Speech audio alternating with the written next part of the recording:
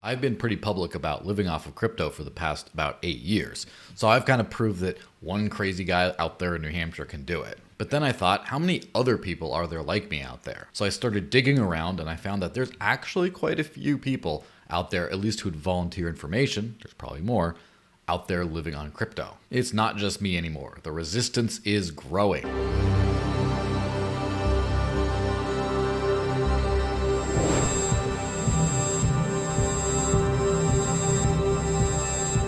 In the past, I already talked to a few people who are trying out varying stage of living off of crypto, some because they watched the stuff that I was doing, some on their own initiative. In 2021, we decided to experiment with accepting Bitcoin as payment for projects.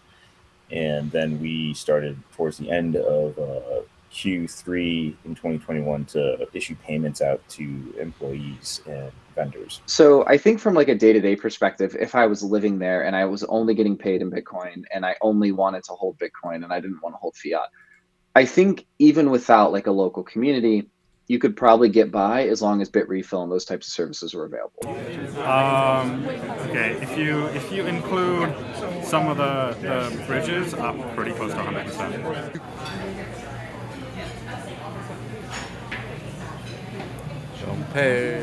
So it's clearly something a few people have attempted, but I kind of wanted to get a bigger picture of everyone around the world trying to do this. So I put out some posts asking if anyone knew anyone who was doing this kind of thing and if any of them would be willing to come on my show and talk about it. Of course, I didn't get an answer from the vast majority of people who were kind of tagged and mentioned, but I actually did get enough people for a good sample size so we can actually show that this is something that's really happening around the world. It's not just crazy old me, it's crazy old a few other people. All right, let's dive in.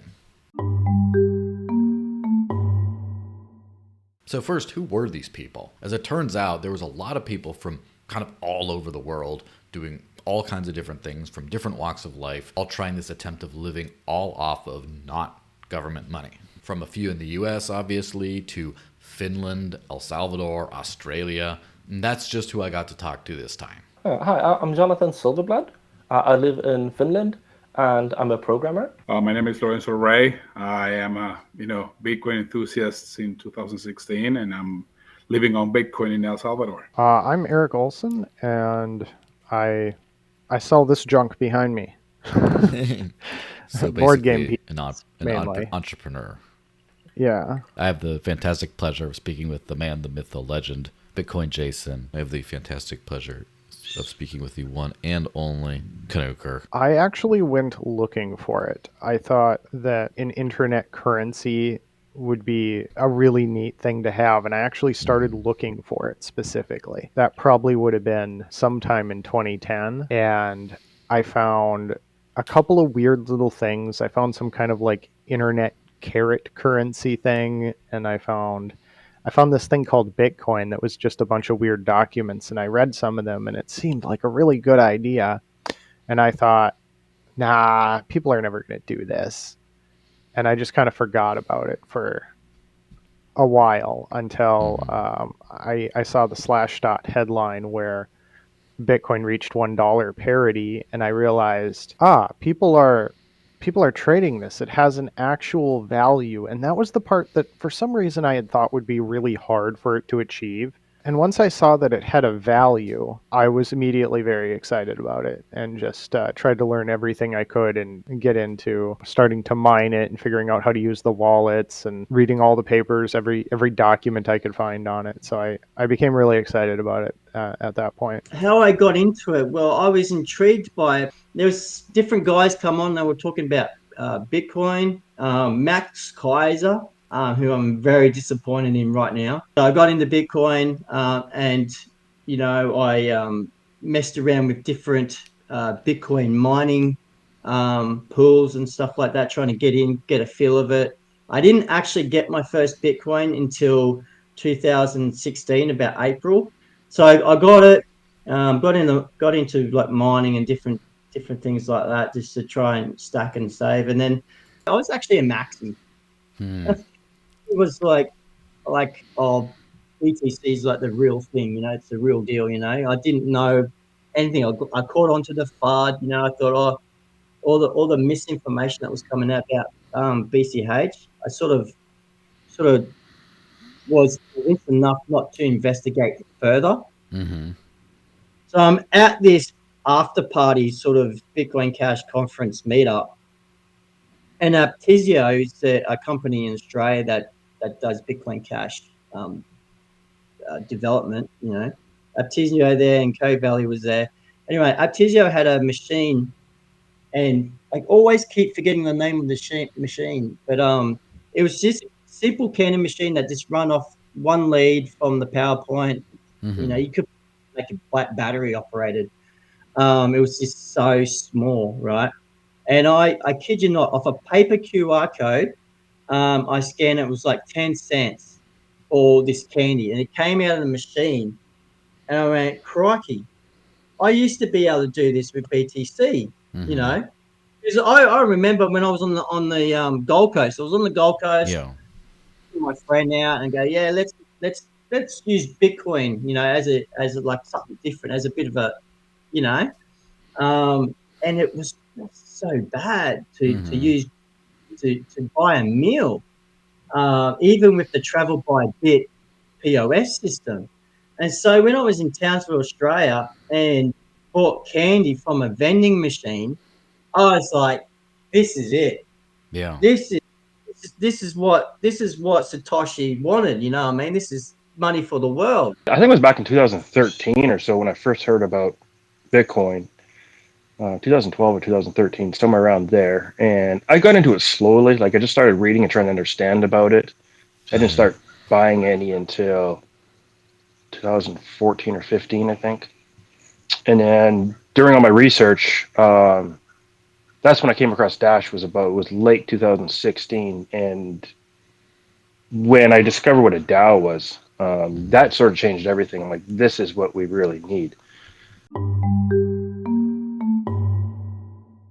Of course, I also wanted to know how they were doing this, how they were pulling it off. And it seems like there's 3 broad categories of methodology for living on crypto. It goes from relying 100% on intermediaries, so sort of bank-like services, but you still get to hold all your money in crypto and not have them in the bank, to the kind of middle ground solution of gift cards and things like that, where they're not tied to your identity. You are actually buying goods and services, but you're buying, I guess, credit for goods and services and then exchanging them almost immediately. And then finally, we have people who are able to live in adoption pockets around the world, places where you actually have, for whatever reason, whether it's a government mandate or it's just an organic community, you actually have people going and accepting cryptocurrency directly for goods and services, but only in this very small area. And so if you live in that exact area, you're able to kind of do the whole deep dive. Income or total net worth, I will argue, in terms of net worth, like 90-something%, it will be in Bitcoin. And in terms of income, I do earn in Bitcoin a lot, so that obviously goes straight into Bitcoin. But I also have fiat or revenue from different businesses and stuff, and I convert 95% into Bitcoin or something like that. I still do have bank accounts because they're still useful to me in Latin America for different stuff. So this is a very interesting discussion because things like credit or things like that are things that you can take advantage of. And so I haven't gotten rid of all that. But I do have multiple bank accounts, but I always keep like $200 here, $100 there. And they're useful for specific things, Sometimes sending money to family, they don't usually like to take Bitcoin if they're in Venezuela or something that you want the fiat. And so I haven't gone as hardcore as you closing my bank account. I actually do have several bank accounts, but 90-something% of my income and net worth is in Bitcoin. All the household bills I pay in Bitcoin, and it's super easy to do here in El Salvador. Either the companies themselves, like in terms of adoption of Bitcoin, like the biggest companies, they all adopted Bitcoin because they had enough money to just pay some payment service or something to integrate. So it's the small merchants who are still not adopting it. It's going to take longer time. But a lot of companies like phone companies, internet companies, they all accept Bitcoin in their websites here. So it's super easy. You just pay your phone bill, electricity bill, even municipal taxes. You have to pay those, municipality taxes here. They all take Bitcoin. But you can also pay a lot of them via Bit refill. So a lot of times they don't have their systems working or something. Bitrefill specifically has been very useful for me, especially with the water bills. The water people, they want you to go and pay with Bitcoin, but in person, like a POS device. It's annoying. I'd rather pay with Bitrefill, you know. So internet, water, electricity, municipal taxes, all that I pay with Bitcoin. When it comes to rent and things like that, well, I have moved in several locations, so sometimes it has been more difficult to convince people, but I usually find an intermediary or something, or I convince them to, you know, get Chivo wallet and they can fully convert there or something. So that's usually a very easy way to go about it. So there's a huge chain of supermarkets here in El Salvador called Super Selectos. They're like the biggest thing. They don't really have any serious competitors that are local. Their only serious competitors Walmart, and Walmart also accepts Bitcoin here. So if you go into the supermarket, you can easily buy everything with Bitcoin. So it's what I mostly do. Most people are not paying with Bitcoin, and so they usually only have one cash register where they're accepting Bitcoin. So if you just got everything together in this aisle and you try to pay, they say, no, go to the aisle number whatever, and you have to go there and pay there. They're not prepared to accept Bitcoin in every single one of the cashiers. So, but I mean, those are minor annoyances. You can buy, you know, anything really in terms of supermarket easily with Bitcoin. No problem. I don't do a lot of, you know, meeting friends in person and doing all that. And when we do that, we usually do it at home. Like, let's cook some meat and things like that, which I can easily pay for with Bitcoin. I mostly meat. And when I go out, I usually go out with my girlfriend. And I tend to pick places that I know accept Bitcoin, you know, and so it's a more planned thing. I don't remember an instance recently where I had that situation you just mentioned, but if that were the case, as I say, I do have bank accounts, and if it's too bothersome, you know, I always have $100, $200 in a bank account, so I could just do that. But ideally, I would convince them to, you know, you can pay, and I'll pay you my share in Bitcoin. Or I always have like $60, $80 in cash in my wallet, just for, you know, if anything happens, I can solve with cash. So, yeah. But when you're in unfamiliar territory, where you're not quite as used to, you know, being able to do everything, does that get a little bit more difficult? Yeah, definitely gets more difficult. But one of the things that I do in my series, Viviendo con Bitcoin, it's all in Spanish, which is just living on Bitcoin. I'm doing it in multiple countries, and what I'm doing is putting it to the test and making videos showing people that I can do it regardless of which country I'm at. So right now I'm actually in Turkey. I arrived in Turkey about 4 days ago. So right now it's 5 p.m. here. And I already spent some time here a couple of years back, and I found a lot of solutions. So there's an ATM. It's a little far away, but, you know, fees aren't too high. You can get some cash there with Bitcoin. But there are several shops where they'll exchange Bitcoin, like exchanges, but physical locations where you can send them Bitcoin and they'll give you cash, or even a bank account transfer. I don't have bank accounts in Turkey, but they're super easy. One of them is called Naked Coins. And so in the next couple of weeks, I'll be releasing videos getting cash, local liras in cash here with Bitcoin. So a lot of what I do when I travel to other places is that I try to find ATMs or individuals, some peer-to-peer market online or some physical location where I can get cash. So cash is the easiest solution. If I can get cash with Bitcoin, then I'll pay with cash, because they don't directly accept Bitcoin, but I still will call that living on Bitcoin. I didn't have to open a bank account there, or I didn't have to, you know, do KYC on some place, you know, get cash, keeps them pretty private. And so that's what I do when I'm traveling. I do most of my shopping on Amazon just out of convenience sake, and because of that, I can buy with Amazon, and I can either just use my Amazon card, and then using the Spritz bill pay, I can pay that off every month, or else I just jump onto Bitrefill and I grab an Amazon gift card, and which is like almost seamless, and I just pay for it up front. And so between those two things, that takes care of most of my consumer needs. I use the Spritz debit card quite often. Like I've got it linked to my Sam's card, so when I go get gas at Sam's Club, I pay with Dash that way, and that works really well. When I go to eat, if they have tap to pay, I use my Spritz card. The only real disadvantage that I have at this point is Spritz does not have a physical card, and so when I go when I go to places where they don't have tap to pay, or like I can't use my Google Pay wallet, then I have to just revert back to good old fashioned fiat. Cards are always going away. Like my previous card before Spritz was the Uphold card, and that worked great, but they took that away. So Spritz came along at a good time for me. And then before that, I don't know, I've tried probably 5 or 6 different cards over the years. And so you just got to be ready to jump ship whenever that card is going down, and you're going to have to find another solution real quick. So you got to be flexible. Yeah, I use BitRefill, and I was using Dash Direct whenever I could while it was around. Where I live, there is no crypto adoption at all, so I cannot spend it directly. It's just not possible. So I need to use an intermediary, like a debit card of some sort. I could probably do 80%. I got a couple of bills, like I have a motorcycle payment through a small credit union that Spritz Bill Pay cannot add, so I still have to do that with fiat and stuff. But most of my bills I pay through this Spritz Spritz Pay bill payment. And then when I go shopping, I can use my Spritz card or whatever debit card I'm using at the time. I can use it for almost everything at this point. I'm a tradesman. I'm a plasterer and painter by trade. So gyprock, paint, insurance repairs, that sort of stuff.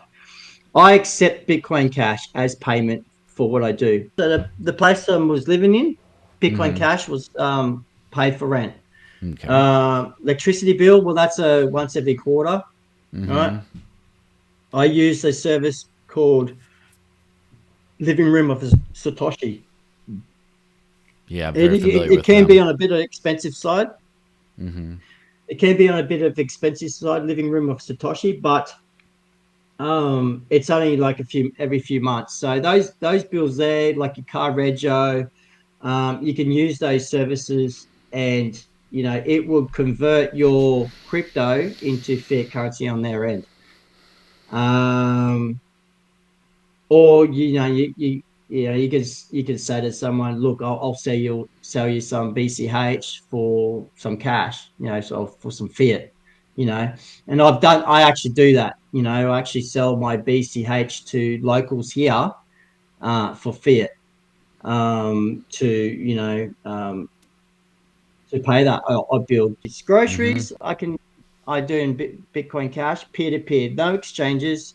This is not something where you go and spend your crypto and the merchant is automatically swapping it into fiat. To me, that's cheap, right? So our merchants here, they accept Bitcoin Cash, and then they either hold it, have it as part of their investment strategy, or they use it among the community. We actually have merchants using other merchants. So groceries, Bitcoin Cash. You can get a helicopter ride in Bitcoin Cash. You can get scooters to ride around the Bitcoin Cash city with Bitcoin Cash. My dentist takes Bitcoin Cash. So we've got a lot of places where you can virtually live off BCH. The rent thing is something that I had to do in a private. Yeah, so restaurants are good. Cafes, they're a dime a dozen. We've got hairdressers. Not that I need it. We've got hairdressers and hairdresser suppliers. Get your lawn mowing done, your house cleaning done, your air cons, your chippies, your plasterers, your painters. There's a lot of builders on it. The tradesmen love crypto. They particularly Bitcoin Cash, because it's the new cashy. The way around that is I have a fuel card. So I have a fuel card it's great for tax purposes anyway. So I have a fuel card. I just book everything on the fuel card, and then once a month I just pay it that way. It was a really high percentage due to Dash Direct. I was able to use that for most of my between that and a bit of BitRefill on the side. I was able to purchase almost everything I purchased from big stores with crypto. A little bit of cash here and there, but I found myself spending very little cash in the last few months. There's just if I go to a little local store where I couldn't run the like the Bit Refill prepaid credit card, sometimes it just won't go through in the terminal. And as far as bills, I've switched between, there was one I was using for bills, and then it kind of stopped working. And then Spritz, I've been able to add basically all of my bills too, so that's really nice. That's nearly complete coverage. I was able to get on Spritz my, all my utilities, electric, propane, car, house loans, credit card, even for when I do have to use the credit card. So the big holes for me are, of course, taxes. I don't really have a way to pay directly.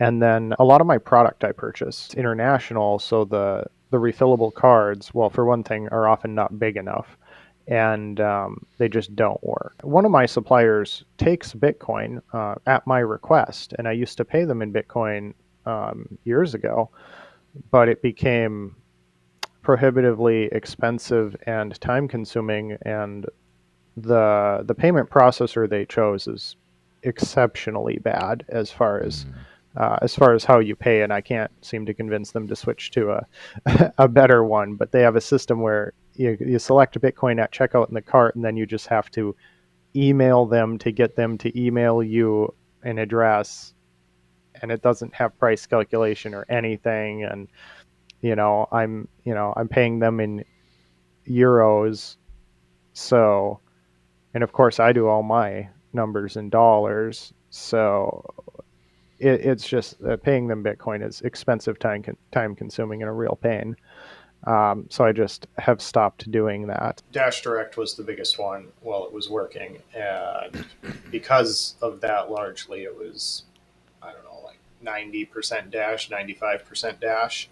Occasionally some Bitcoin Cash if I got to a BitPay checkout or something. Once in a while I'll spend some Dogecoin, mostly for my own amusement. I've also used Bit Refill quite a bit. They have a few things on there that weren't on the Dash Direct app that are pretty handy. Mainly Amazon. I don't shop there a lot, but it's kind of useful. Amazon, Whole Foods, and then I think a couple of times I've gone to Walmart. And then of course Dunkin' Donuts is like maybe 80% of my Bit Refill use, because I've embraced the Northeast Dunkin' Donuts lifestyle. I just use the Dash Android wallet for daily spending. Bigger purchases I'll spend right out of a hardware wallet. I also have the Bitcoin Cash wallet and I think it's just a Dogecoin Core wallet for Android. I also have an Edge wallet on my phone in case I encounter somebody that wants to do a transaction in some other coin. I get all of my income paid in cryptocurrency. It's just one. It's Bitcoin Cash. For the most part, yeah. So I do use a lot of intermediaries. Mm-hmm. So I can't go and pay directly for groceries or directly at my rent, but I am able to get my income in Bitcoin Cash and keep them under my custody with my own keys until the time of spending, at which pace I need to go to an intermediary for at least half or probably a bit more of all the spendings I do. The rent, utility, and most of those things normally paid via bank transfers. And so since I live in Europe, there's a company called Swapin, where I can configure a bank transfer. Like I want to make this kind of money sent there, and they will give me a QR code which I can pay crypto. They will sell the crypto on somewhere, I guess, and then they'll send a bank transfer. It's also for like a veterinary bill, or if you go to a dentist and things like that, where you can pay after the fact and they give you a bill, you can bring it home and you can just swap it. Groceries are worse where I live right now. So there are no stores nearby that even remotely would consider crypto at the time being.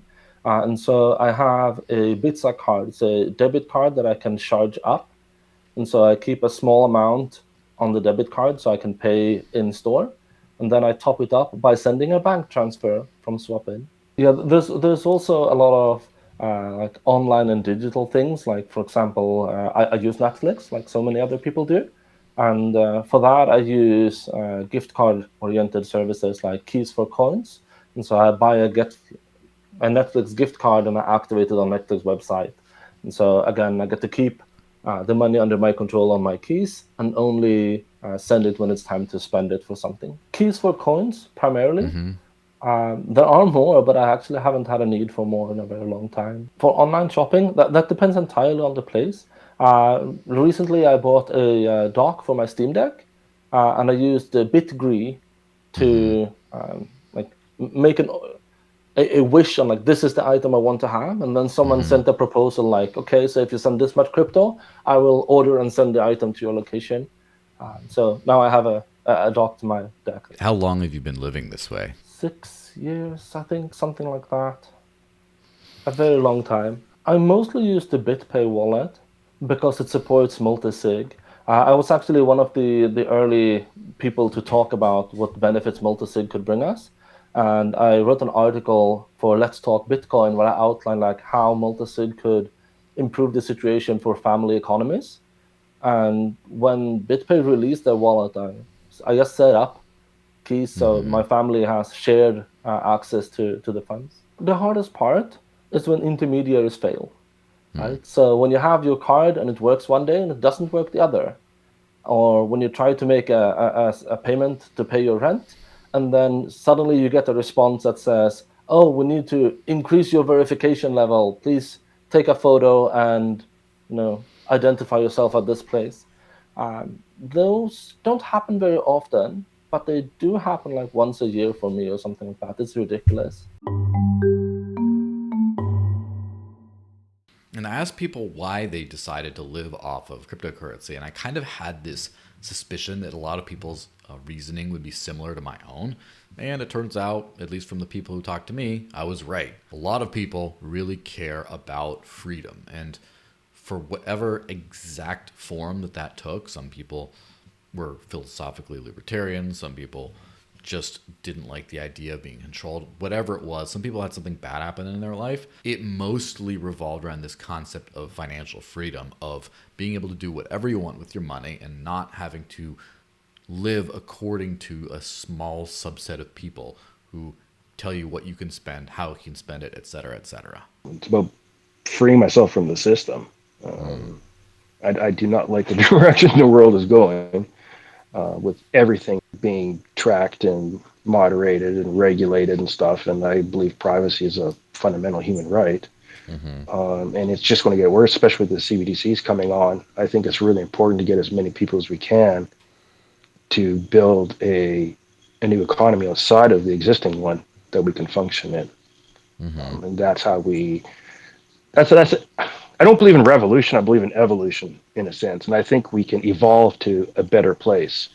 I don't think like a violent revolution is the solution. That'll just knock us right back to where we started, and we'll be right where we were again. We've learned that our government are puppets. They are vassals of a world government, the WEF.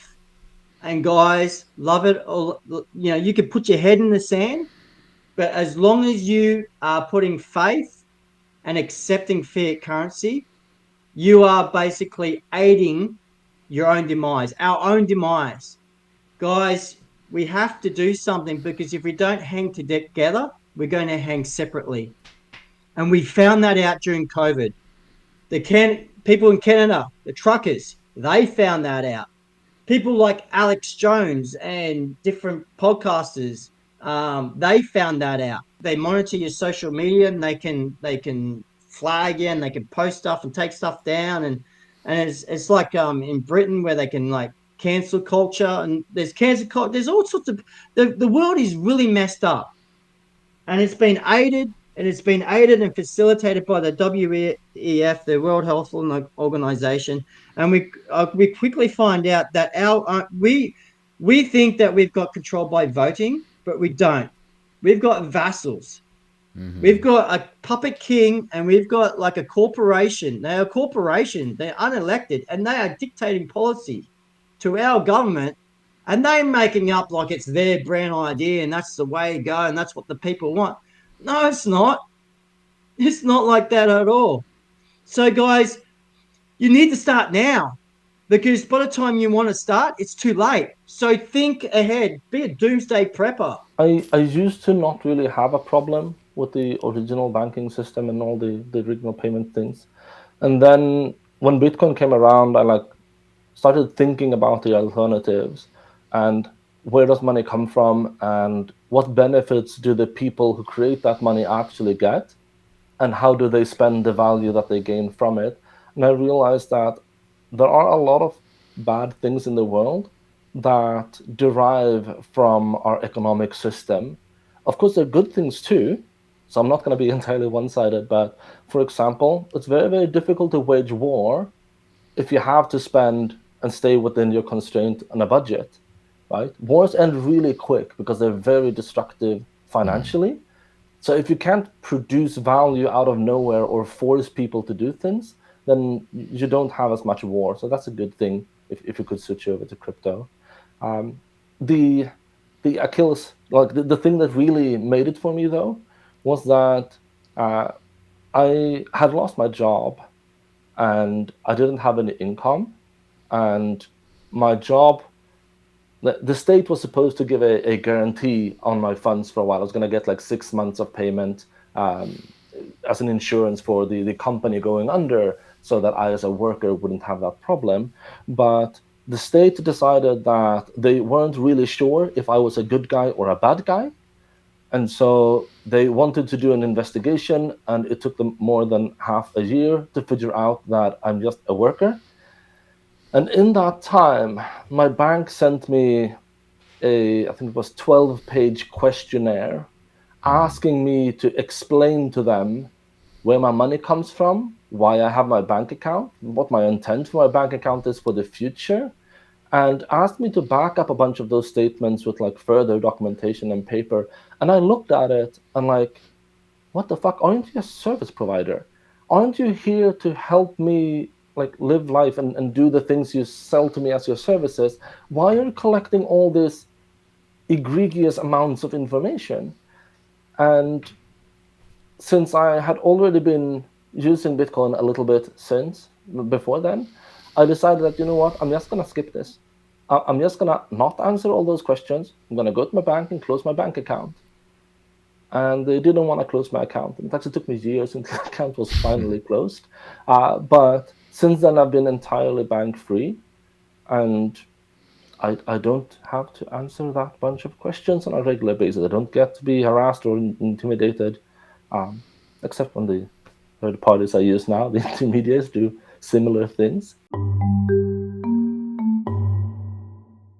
If they're willing to put in a bit of time, it's really easy. You just have to, there's a bit of a learning curve, but it's not bad. Like I could teach anyone to do it if they want to learn. There's not really much of a hindrance. It comes down to them wanting to do it and wanting to put in that 10% extra diligence to do it. I definitely think that most people, it's not that they can't, it's that I don't think they will put in the effort, even if it's a minimal effort. Unfortunately, people want to do no effort.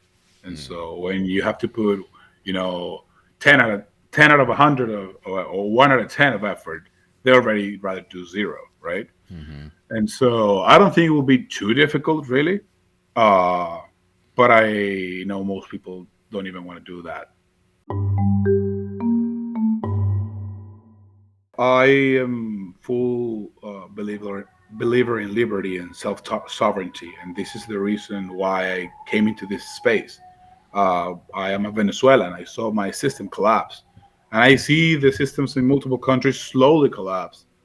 I value privacy, I value liberty, and being able to do whatever the fuck I want with my money when I want it without asking permission to anyone is something so liberating. It's something that makes me feel free, makes me feel powerful, makes me feel, outside of the matrix. Every single time I have to do something with a bank, I start cursing and I start, going mad, like limits, annoyances, frozen accounts, asking questions. I've had my Amazon account shut down and all kind of different services shut down because of decentralized crap, that just knowing that I own my stuff and that I can do whatever I want with no limits, no restrictions, no asking permission to anybody, no capabilities for them to censor me, is just awesome. It's the way I like to live. And that's the reason I do this. I'm constantly, trying to convince people to live more this way.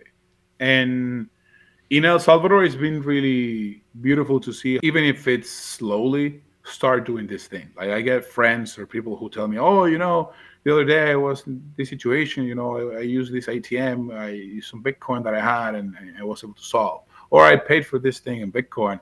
I know people who have gotten jobs that pay them in Bitcoin, either a part of their salary or if it's more of a freelance type of work and they get some amount in Bitcoin. I got some payment in Bitcoin, where can I spend it? And so I think everybody should aspire to do this. I think people live inside the matrix and they don't know, they haven't tasted freedom, and so they think it's not important. But all it takes is for, centralized services to shut you down in some way, to feel the frustration and inspire you to do this. Or even worse, which is what happened to me, your entire monetary system collapsing in your country. That definitely ultra motivates you to find alternatives for freedom, And so, yeah, I encourage everybody to live this way, to find the alternative to be free, to have full control of your own money and of your own data, and of your own decisions. It's not only Bitcoin. Bitcoin is one of the freedom technologies that I use. But any technology that allows me, or even not even a technology, a method, a book, anything that helps me, live a life of freedom is something that I will support, and something that I will probably recommend to other people.